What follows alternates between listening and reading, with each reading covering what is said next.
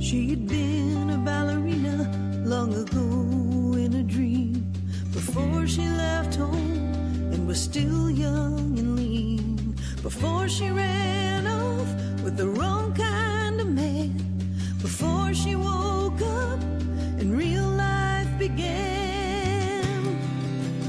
Now she's dancing with dishes, cleaning the counters, balancing bowls with the spoons and the knives, untying her apron, counting her tips, collecting coupons and cowboys, and just scraping by.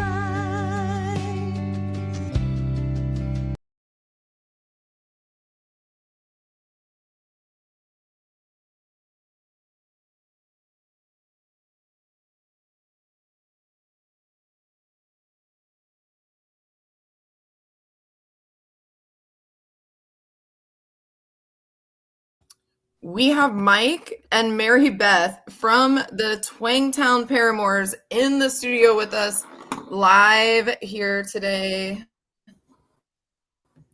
We're going to get into some fun stories. How long have y'all been performing? How long? 15 years together. 15 years together, apparently. That's a long time to put up with someone. Yeah. That is a long time to have a relationship like that. So are you just music? Are you a couple now? How did that start? We got married. If you're brave and want to tell us. We were married 15 years ago. And I think actually we've been playing for like 16 years. So, but we've been married for 15. So the relationship came before the music? Yes. Yes. It's awesome to be able to work together on spreading joy. Like it's so amazing. Me and my partner, like that's one of the things that helps us grow is like working together and then getting to see the joy. So I'm sure when you guys are on stage, when you get off, you just feel like fulfilled and like you did it together. It's something different than just being out there being solo on stage. And then, that's your life. It's an awesome journey. What inspired you guys to start doing music together? I don't know. What? Well, we both were performers. Mike was really a songwriter and I was really a singer/performer separately. And he was hiring other people to do his song demos. And I was like, I waited a whole year before I said, I can do that. And I can do that better than the person you hired to do it. So when I said that, it took some nerve. We realized it was true. And so I started singing his songs and we liked what happened so much that we decided to start playing out and record it.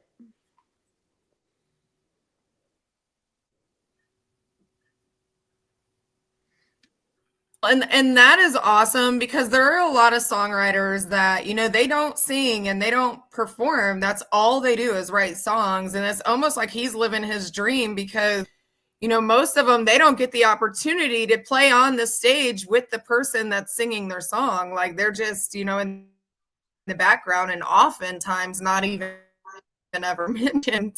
And so that's a really awesome story. 15 years is such a long time. Most people don't have the opportunity to have relationships like that. Well, it's a lot easier to keep a duo together than it is like, a 4-piece or 5-piece band. Yeah, internet issue still happening, y'all. We have a lag between us, and we're doing our best. You're playing for a long time before, is that good? Yes. We are a struggle bus. We are going to struggle through this. What's the story between Coupon, the song we just heard, the story behind it? Well, actually, it's one of the few songs that has a clear story to it. Because a lot of the tunes that I write, I'm not sure how I write them, but that one I know. I was at a radio interview up in the Northeast some years ago, and after the interview, I went to a diner. It was in New Jersey, and the waitress, and I had my guitar on my back. You know, I had a gig bag, and I sat down in the booth with the guitar, and the waitress came over and she said, "Are you a musician?" And I said, "How did you figure that out?" And then she said, "Well, my husband's a drummer, and I used to be a dancer." And in that diner, it was a Greek diner, which are some of the best diners in the Northeast. If you ever go there, they have these placemats, which are paper, and along the margin of the around the edges of the placemat are all these coupons for local businesses, you know, like plumbers and landscapers, and where to get your tires changed and stuff like that. And I don't know, those two things just kind of clicked in my head about this waitress who saw me with the guitar, and she was, you know, she had been a dancer, and I think she still wished that she would be, instead of being stuck in that restaurant right there. And so that's where the song came about.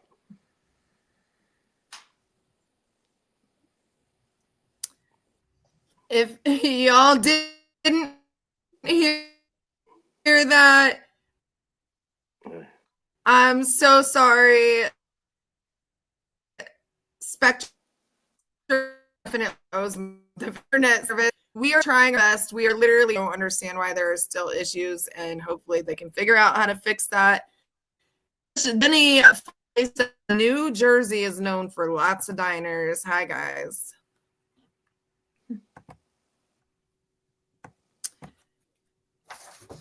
Tell us about the song that you have charting in Europe, Old Friends.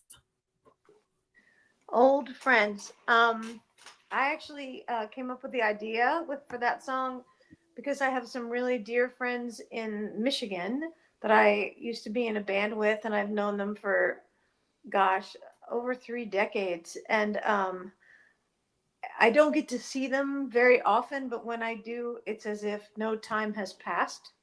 And so I wanted to write a song about those kind of long-term friendships that you start off like really close with somebody and you don't get to see them very often, but when you do, it's like there's been no time passed and you just pick up right where you left off.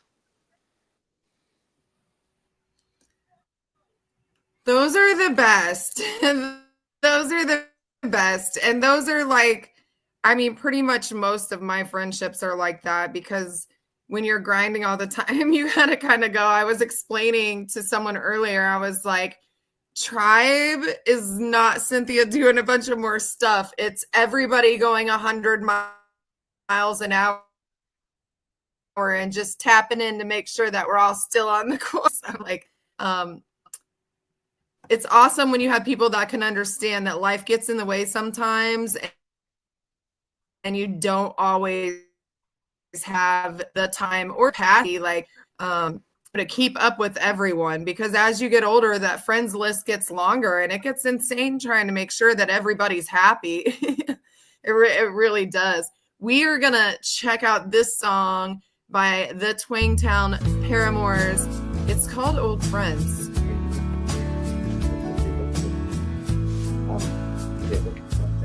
I was looking at Old friends, don't ask too many questions, never need directions, they know right where you live.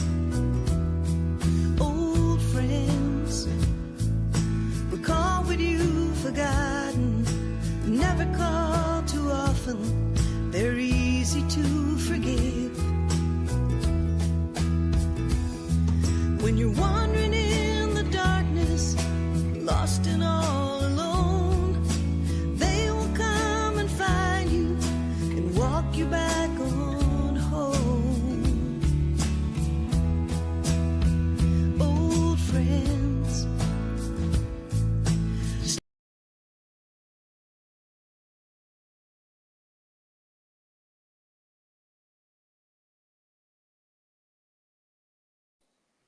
Such a beautiful voice. That is definitely a genuine song. And I mean, your voice sounds so pretty on that track. Oh, thank you. Thank you. Absolutely. I wasn't shushing y'all earlier. My daughter came in with a little note on a piece of paper. I was like, please don't talk in my live. We're on this struggle bus enough the way it is. I host the Texas State Songwriters Championship and Contest. We just had the Female Songwriter of the Year competition yesterday on Sunday, and wow, the talent. I am so glad that the judging is not my part. Like, I put it all together, and then I am still in this mess. That weight doesn't fall shoulders. Have you guys ever been in a songwriting contest or entered anything for your songs? Yes, and it's been in Texas mostly. We've been Kerrville New Folk finalists 3 times, and then we also won the Wildflower contest outside of Dallas in Richardson, Texas.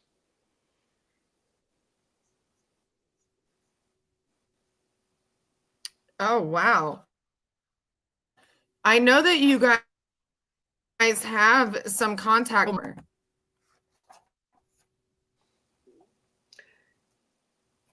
Yeah, Texas is kind of important to us. I know this is a Texas show, so got to let you know about Texas. Has been very nice to us. Our music is well received there, and also some of our most important musical influences live in Texas, especially Jimmy Dale Gilmore and Joe Ely and Butch Hancock. They're you know the group called the Flatlanders. That's the Flatlanders. Those guys have been really big influences on us. Not to mention Townes Van Zandt, you know, but I didn't know him.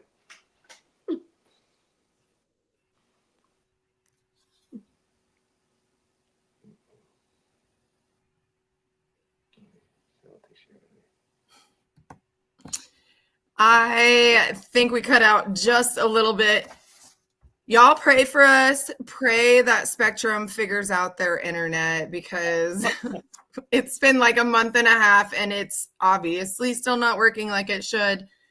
How did you get your name, Twangtown Paramours? Well, Twangtown is a nickname for Nashville, which is where we live. Paramours, we thought sounded really cool. It means illicit lovers, but we're married, so we are illicit lovers.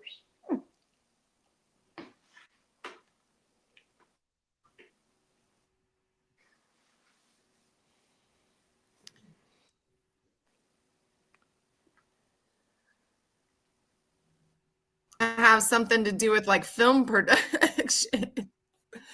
You got me on that one. Miss Jenny says she loves that song, Old Friends, and your voice as well, MaryBeth, and you can absolutely tell that it comes from the heart. Shout out to Price Co-Construction for making sure that I eat tonight, because he knows that I've had a long day and I wasn't planning to even start cooking until after this. I want to know, what is the name of your new album? The Wind Will Change Again.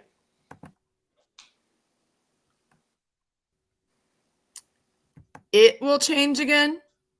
The wind will change again.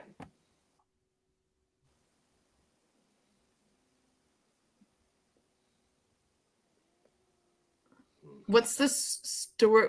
What's the story behind that? Is there a story behind that? Yes, there is actually a story behind that. So that is also the title track. There's a song on there called The Wind Will Change Again. And last year we spent a lot of time touring in the Northeast, and we were centered in Vermont. And Vermont got hit very badly with storms in the summer and in the winter. And there were entire towns that got wiped out. There were a couple of gigs we had that got canceled because there was no way to get in or out of the towns we were supposed to go to. That, like, those towns were closed for like a week. So after one of the storms, we just sat down and were inspired by the really bad weather. And we wrote the song called Of Hope, The Wind Will Change Again. I mean, I'm from the Midwest, so I am familiar with winter, and it's not a fun thing. Did you guys get to taste the Vermont syrup while you were up there, like from A lot of the it. fresh syrup? I don't think there's any Vermont syrup left in that state. I think we ate it all. It's so delicious. We used to have ours shipped back home. We lived in the Midwest, but we always ate Vermont syrup. And are they pierogies? Like the little potato? That's a Midwestern thing, the pierogi. I don't know. They came from that direction to that east. It's a food item. So what was your favorite food from Vermont? Do you remember? Is there some, like, other than the syrup, something that you ate while you were up there that you just really didn't see anywhere else? You go. You go. There's a really delicious place in Waitsfield, Vermont. Well, actually, they're all over, called American Flatbread, and it's like a pizza place that they have this beautiful oven that they hand built, like the stone oven, and then they put your pizza in there, and it cooks really great. And it's farm to table, so like all the vegetables on the pizza are grown like right there where you're eating. You can eat outside in the farm among the vegetables. It's very cool, and we love eating there. That sounds amazing. And that's what I'm talking about. Farm to table, fresh food. Fresh food. We watch Scylla and Shaw. Those apples are not real, people. Oh, man. If you had to pick a favorite song off of your new album, what song would it be? Oh, you go. It would be different for the two of us, I think. What's Yeah. your favorite one? I think Old Friends is my favorite because it's close to my heart. What's your favorite? I like That Thing You Do. It's a cover tune, but I just happen to love that song. That's why we put it on the album, because we really like doing it live, and we like listening to the tune. It's from the Tom Hanks movie called That Thing You Do. It was written by a guy named Adam Schlesinger, who headed a group called Fountains of Wayne. He was a great writer, and he died early in the pandemic. He was only 52. Great writer, wonderful song.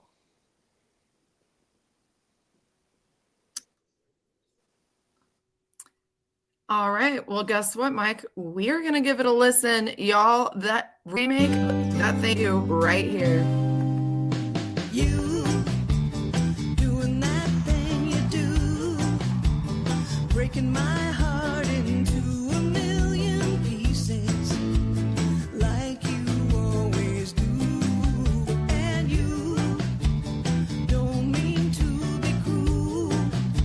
You never even knew about the heartache I've been going through. Yeah, I try to forget you now, but it's just so hard to do. Every time you do that thing you do.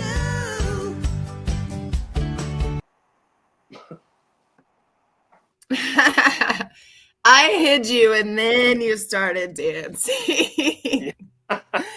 You guys did a really good job on that. That sounds like you have a lot of fun when you bring out that cover song, and you kind of made it your own. That was fun.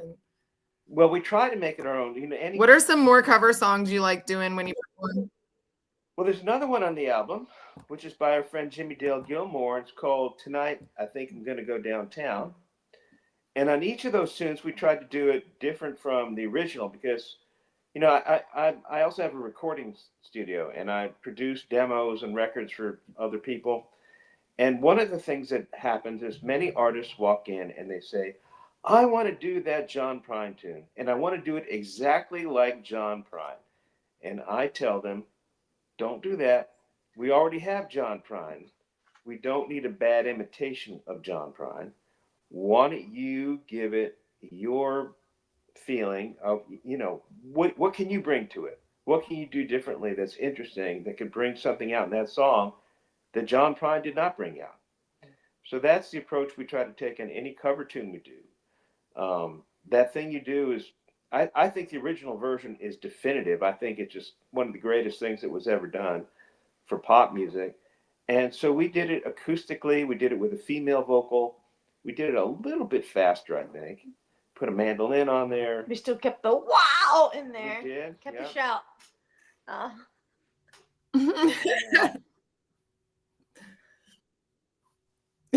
She must have did that for you. That must have been the thing you wanted. I love doing the shouts. It's fun. It's fun. We do a really kind of balls out blues version of Leopard Skin that we love too. The Leopard Skin Pillbox Hat we did. The Bob Dylan song.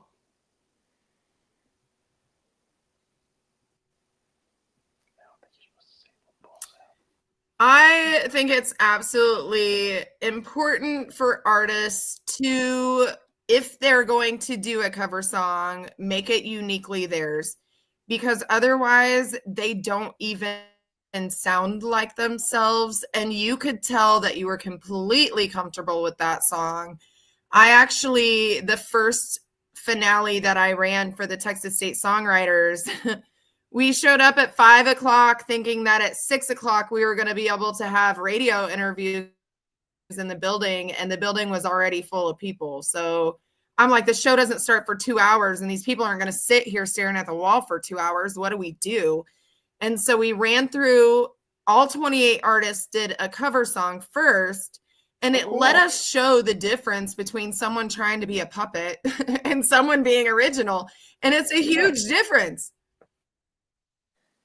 Yeah, I mean, why does the world need to hear a bad imitation? It's a huge difference, and so many venues are trying to stick them in a box and force them to learn things that they don't, that they should apply those healing properties that music brings. But if they do not make the song their own, all of those properties are thrown out the window because there's no emotion in it to tie it back into making it a healing song. So kudos to you guys for knowing what it takes to pull off a cover. Amen. And preach. That's great. Let's see. Did I ask all of these questions? You can always make up more. Did you say something? I said preach. That was a great thing to say, and we wholeheartedly agree with you.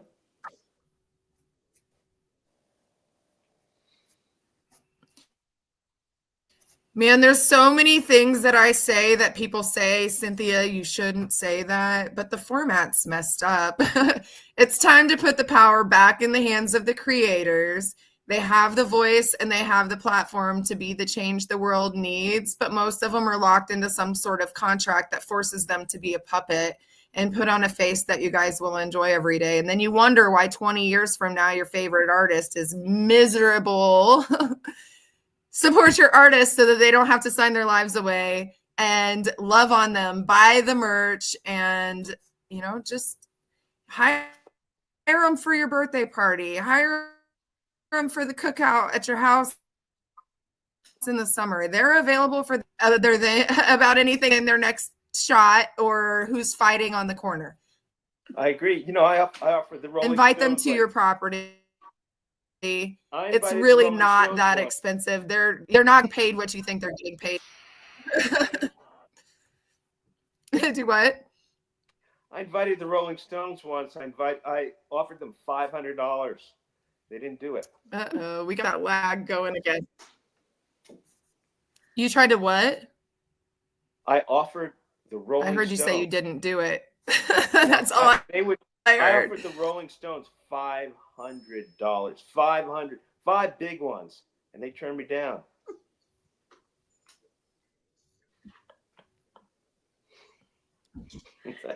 He's joking. That was probably a lot of money back when they were having to roll the stuff. It was last year.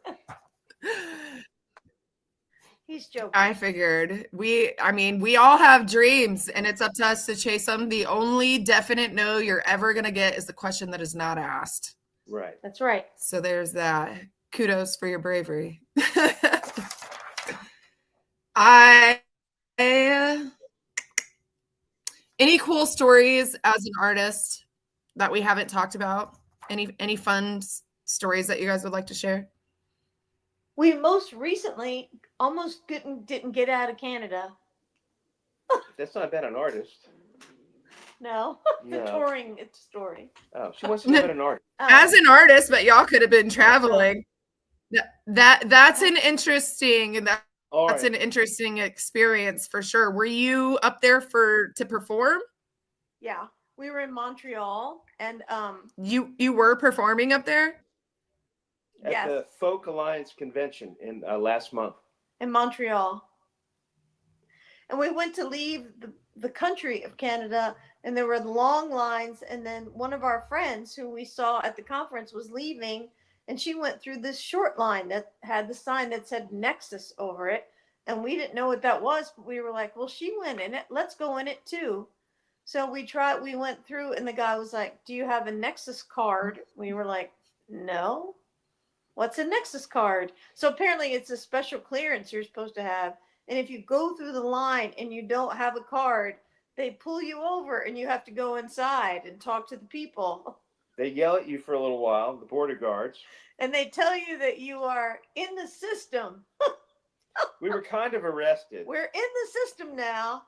And so if we ever try to do it again, we have to pay $5,000 or they'll confiscate our car. Right. It's not being arrested, but it's a little bit like it. It was pre-arrest. We messed up. Don't go through the Nexus line, folks, unless you. Wow. We had no idea. Like, what does Nexus mean? Is that like the express pass? You have to have permission, I guess, to go down that lane. You have to like apply for it, and it's like the security clearance ahead of time, like between Canada and the US, and we didn't know like what it was. And there's no place. Yeah, so basically like the fast pass at Six Flags. Yes. It's much worse. Well, it's better. Oh man, if you don't have. That's so unfortunate. I have friends who have been detained at the border before, and they lived in Canada, and it was a nightmare. I'm like, there's some craziness, some absolute craziness. I see stuff on the TV all the time, and I'm like, I'm glad I live in my little bubble that I live in. I actually I'm from the Midwest, and I lived a decent amount down in Florida, like 12 years, 16 until like 2008. But I had no intentions of actually even moving to Texas. I just happened to be here when the country got shut down. I figured if the world was going to just end, it was probably safer to do that in Texas. So I stayed. It's those traveling stories, those are what build your character for sure. Yeah. Any other fun stories or accomplishments as an artist? We just had the number one. Fun. Well, we got the number one folk record in the country in January, and we had more plays on that record than any number one monthly artist for the last 2.5 years. And we had 6 of the 10 top songs for the month also on that chart. So that was fun. That was exciting.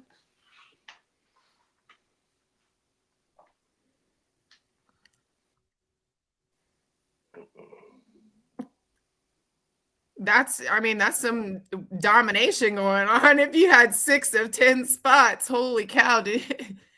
That's quite an accomplishment. I mean, I feel like, number one is an accomplishment, but having 6 in the top 10, that's something else. Congratulations on that. That's really wow.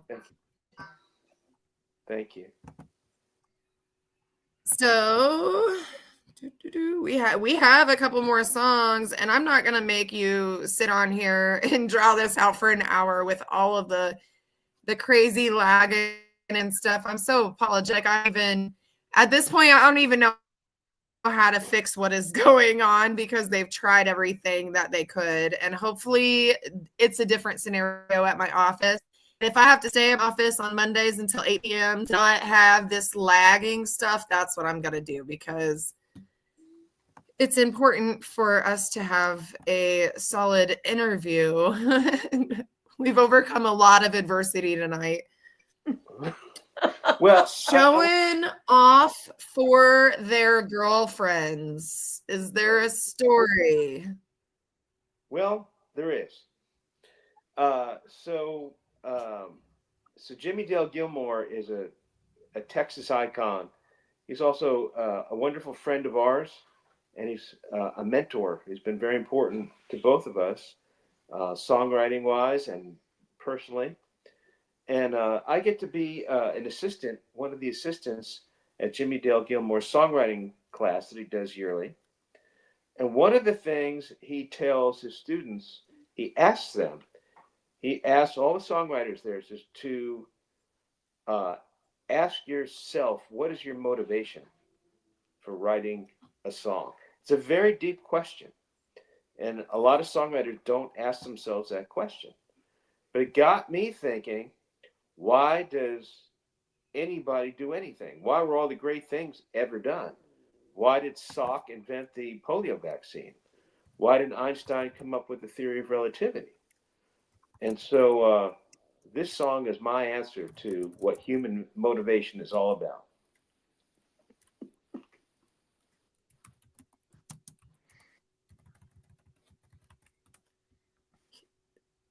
This song is what you think human motivation is all about. You're I'm gonna listen to it, but I have a feeling that you're probably not far from wrong. I mean, they literally have this thing called the Jones effect, and it's a psychological effect of sales, and how if your neighbor has it and he likes it and it's shiny, you want it. Mm-hmm. So yeah, that definitely showing off for their girlfriends. We're gonna give it a spin.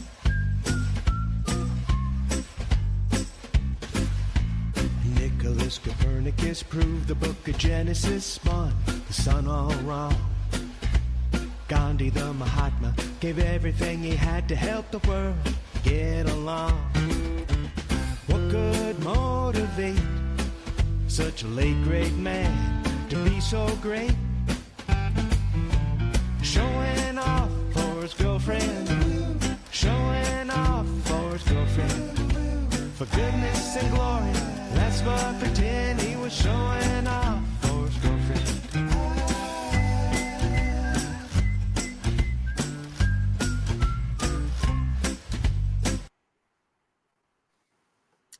All right. I have to ask, have you ever shown off for MaryBeth and just like completely made a fool out of yourself doing it? What? I always make a fool of myself around here. But Every day. I don't know if I'm showing off or not. I'm not going to answer that one, Cynthia. Every day he makes a fool of himself. I don't even try. Are you like one of the pranksters? Are you the prankster type where you're constantly just catching her off guard with something new? He is definitely a prankster. Yes. Mm-hmm. Yes. Better to be the prankster than the prankstee. Oh, this internet just saved you. I don't know what you said. I said it's better to be the prankster than the prankstee.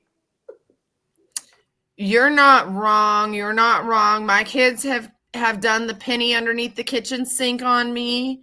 Mm-hmm. They have wrapped my toilet in saran wrap. You're not wrong. You're not wrong.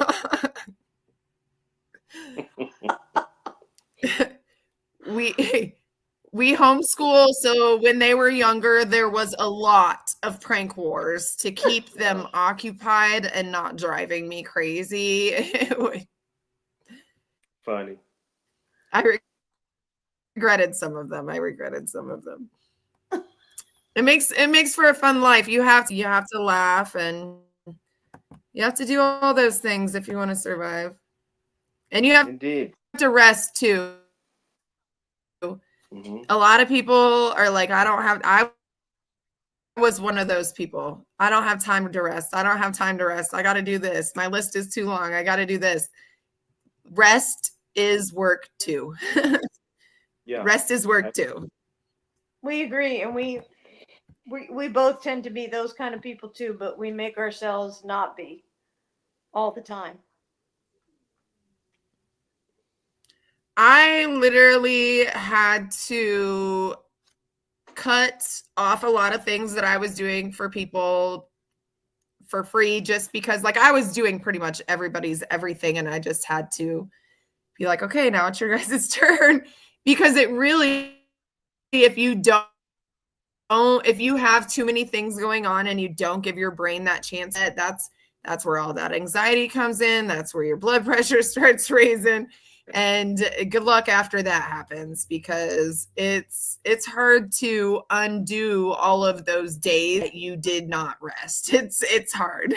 So making sure to take time for yourselves is one of the most important things you could do. And it's crazy that people try to tell you that selfish. It's absolutely not. That is the system trying to get. We have one more song to talk about. The Twangtown Y'all have been seeing it scrolling across the screen this whole time. Make sure you check it out. By going to their site, you're going to help tell Google that they are important and people need to see them, and that's going to help boost their algorithm. So go do that so that they can get another #1 and keep dominating the charts. From Nashville, they hang out down here in Texas and get a lot of inspiration down here. We have one more song. Before She Found a Way. Oh. Does it have a story? It does. So I wrote that with the late Paul Kraft. Paul was a very important songwriter in Nashville. He got into the Nashville Songwriters Hall of Fame. He wrote "Dropkick Me Jesus." He wrote "Keep Me From Blowing Away" for Linda Ronstadt. He wrote "Midnight Flyer" for the Eagles. He wrote "Brother Jukebox," bunch of stuff. And now, so Paul, this is a heartbreak song about somebody Paul was in love with, and she broke up with him. And with Paul and I don't know if he was crying, but he certainly was miserable as we were writing this song. There was a lot of wine drunken while we were writing this thing, mostly on Paul's part. And it was one of the last tunes he ever wrote. He died in 2014. And if you listen to it, you'll hear it. It's a heartbreak song that's about Paul's lost love. That's such an awesome story that it's so crazy how small the music industry actually really is, and how many artists that these legends became legends by understanding that they are the roots and that they have to give back to the rest of everyone else in order to become that solid branch. And I hear just endless people. They're like, I wrote a song with Willie. And it's like, how many people have written with Willie or been on stage? It's crazy. Yeah. How many people's lives these artists have impacted, and not just fans. Like they're really breathing life back into the future of music. And that's what it's all about. If you're out there trying to make it to the top and you're not trying to take people with you, good luck. Good luck. You have to further. That our motto. We're going to end our night on that. Thank you so much for tuning in. every Monday, 7 p.m., except for next Monday, because next Monday we will be at the Texas Internet Regional Radio. There's too many R's. T3. We will be at the T3 Award Show. That was a whole tongue twister, y'all. That was a tongue twister. We'll be there with the Two Step Tribe, Uncle Rhino, Patriots, a whole ton of other people. Don't have your tickets. It's only like $65 to get in for general admission for the awards show. And if you're an artist, I suggest that you go there and use the tool that is provided to network and plug and showcase your talent. With that being said, we are going to play Before She Found a Way. Thank you. Thank you. Thank you guys so much for coming on. Oh man, thank you. Thank you. Really appreciate it. I'll talk to you in a little bit after we drop off. Okay. Miss her. He just misses how it felt when he was still with her before she found a way. Before she found a way. Before she found a way to fall out of love with him.